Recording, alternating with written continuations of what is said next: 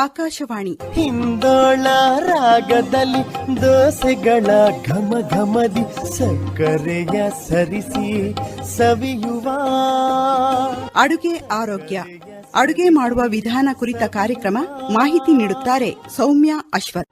ಸಗ್ಗದಲ್ಲಿ ರುಚಿಯೊಂದೇ ಅಮೃತ. ಪ್ರಿಯ ಶ್ರೋತೃಗಳಿಗೆ ನಮಸ್ಕಾರ. ಇವತ್ತಿನ ಅಡುಗೆ ಆರೋಗ್ಯ ಕಾರ್ಯಕ್ರಮದಲ್ಲಿ ನಾನು ಸ್ಪೆಷಲ್ ಅವರೆಕಾಳು ಪಲಾವ್ ಮಾಡೋದು ಹೇಗೆ ಅಂತ ಹೇಳ್ಕೊಡ್ತೀನಿ.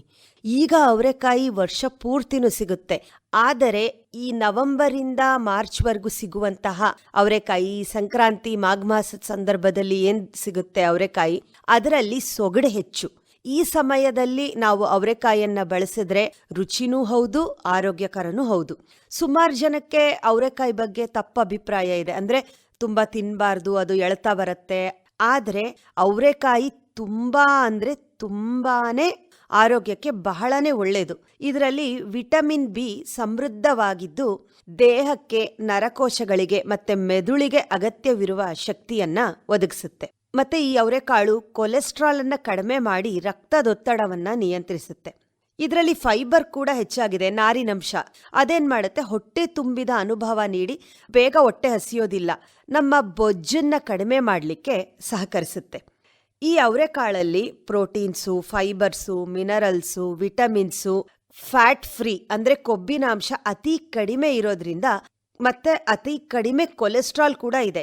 ಈ ಎಲ್ಲಾ ಗುಣಲಕ್ಷಣಗಳು ಒಂದೇ ಆಹಾರದಲ್ಲಿ ಸಿಗುವ ಉದಾಹರಣೆ ಅಂದ್ರೆ ಅವರೆಕಾಯಿ ಅನ್ನೋದನ್ನ European journal of clinical nutrition ನಡೆಸಿದಂತಹ ಒಂದು ಅಧ್ಯಯನದಲ್ಲಿ ತಿಳಿಸಿದ್ದಾರೆ.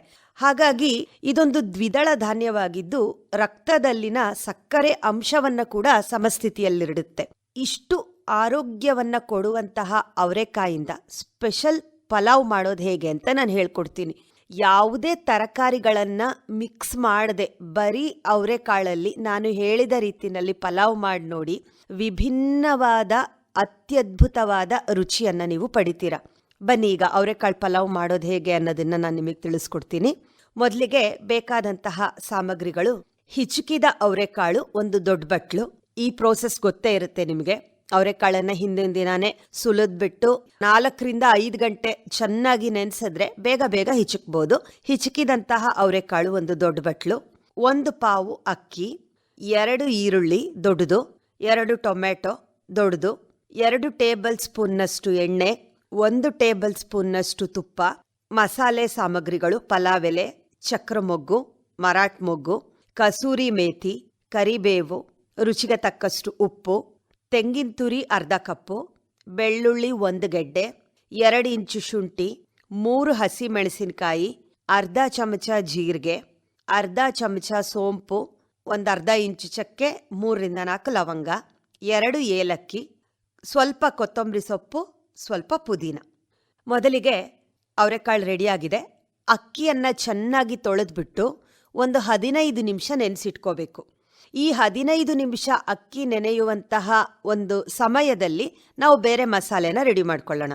ಮಿಕ್ಸಿ ಜಾರ್ಗೆ ಅರ್ಧ ಕಪ್ಪಷ್ಟು ತೆಂಗಿನ ತುರಿ, 1 ಗೆಡ್ಡೆ ಸುಲಿದಂತಹ ಬೆಳ್ಳುಳ್ಳಿ, 2 ಇಂಚು ಶುಂಠಿ, 3 ಹಸಿ ಮೆಣಸಿನಕಾಯಿ, ಅರ್ಧ ಚಮಚ ಜೀರಿಗೆ, ಅರ್ಧ ಚಮಚ ಸೋಂಪು, ಚಕ್ಕೆ, ಲವಂಗ, ಏಲಕ್ಕಿ, ತೊಳೆದಂತಹ ಕೊತ್ತಂಬರಿ ಸೊಪ್ಪು, ತೊಳೆದಂತಹ ಪುದೀನ ಸೊಪ್ಪು, ಇದಿಷ್ಟನ್ನು ಹಾಕಿ ಸ್ವಲ್ಪ ನೀರು ಹಾಕಿ ನುಣ್ಣಗೆ ಪೇಸ್ಟ್ ಮಾಡ್ಕೊಳ್ಳಿ.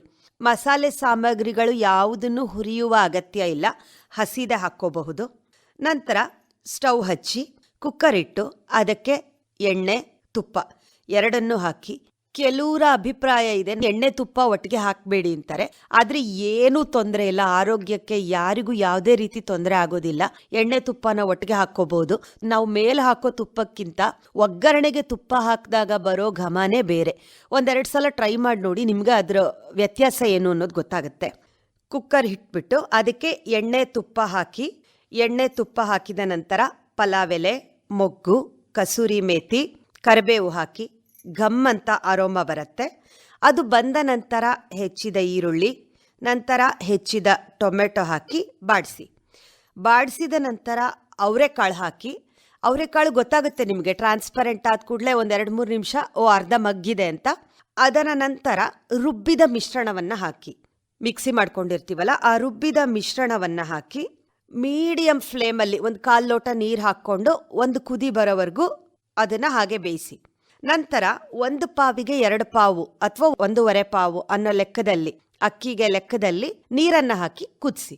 ಅದು ಕೂಡ 1 ಕುದಿ ಬಂದ ನಂತರ ರುಚಿಗೆ ತಕ್ಕಷ್ಟು ಉಪ್ಪು ಮತ್ತೆ ತೊಳೆದಂತಹ ಅಕ್ಕಿಯನ್ನ ಹಾಕಿ ಚೆನ್ನಾಗಿ ಕೈಯಾಡಿ ಮೇಲೆ ಬೇಕು ಅಂತಂದ್ರೆ 1 ಚಮಚ ನಿಂಬೆ ರಸವನ್ನ ಹಾಕಿ. ಇದು ಆಪ್ಷನಲ್ಲು. ನಂತರ ಕುಕ್ಕರ್ ಮುಚ್ಚಿ 1 ಅಥವಾ 2 ವಿಷಲ್ ಮಾಡಿಸಿ. ಕುಕ್ಕರ್ ತಣ್ಣಗಾದ ನಂತರ ಈ ಅವರೆಕಾಳು ಪಲಾವನ್ನ ಮೊಸರು ಬಜ್ಜಿಯೊಂದಿಗೆ ಸವಿಲಿಕ್ಕೆ ಕೊಡಿ. ನಿಜವಾಗ್ಲೂ ಅತ್ಯದ್ಭುತವಾದಂತಹ ರುಚಿಯನ್ನ ಕೊಡುತ್ತೆ. ನೀವು ತಿಂದು ಹೇಗಿದೆ ಅಂತ air.bdvt@gmail.comಗೆ ಮೇಲ್ ಮಾಡಿ ನಿಮ್ಮ ಅಭಿಪ್ರಾಯವನ್ನ ತಿಳಿಸಿ. ಮಲೆನಾಡ ಪತ್ರೊಡೆ. ಇದುವರೆಗೂ ಅಡುಗೆ ಆರೋಗ್ಯ, ಅಡುಗೆ ಮಾಡುವ ವಿಧಾನ ಕುರಿತ ಕಾರ್ಯಕ್ರಮ ಕೇಳಿದ್ರಿ.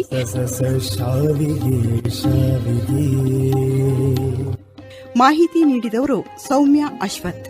ಈ ಕಾರ್ಯಕ್ರಮ ಆಕಾಶವಾಣಿ ಭದ್ರಾವತಿ FM 103.5 ಮೆಗಾಹರ್ಟ್ಸ್ಗಳಲ್ಲಿ ಪ್ರಸಾರವಾಯಿತು.